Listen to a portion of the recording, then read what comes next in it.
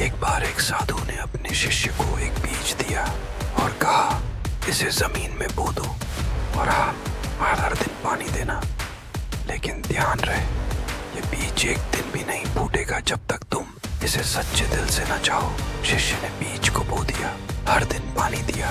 एक हफ्ता बीता, फिर महीना, कोई अंकुर नहीं फूटा। वह थक गया और दुखी होकर बोला, गुरुदेव ये बीज बेकार है। साधु मुस्कुराए और बोले, जाओ उस जगह की मिट्टी हटाओ। शिष्य मित्र ने मिट्टी हटाई और देखा बीज के ऊपर एक बड़ा पत्थर रखा था।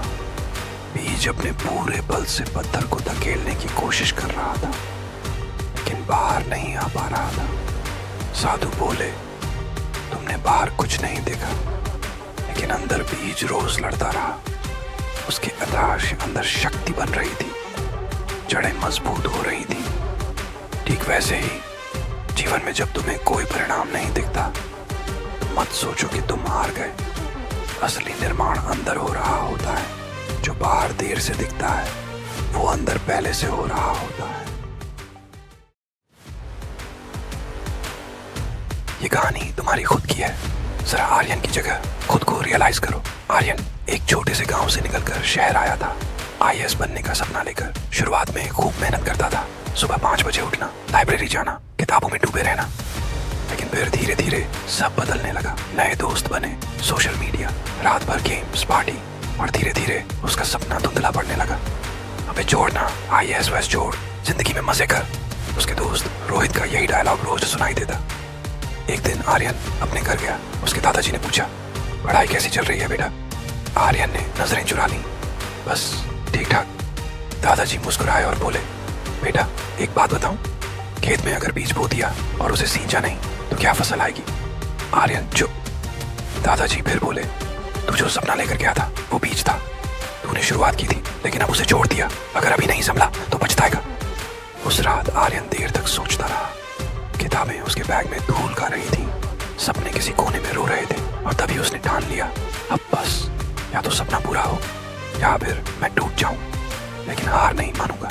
अगली सुबह आर्यन फिर लाइब्रेरी में था, बिना फोन, बिना बहाने। 1 साल बाद वही आर्यन अब यूपीएससी का टॉपर था। अगर लाइफ में कुछ करना है तो 5 साल का गोल सेट करो, एक ही गलती बार बार मत दोहराओ।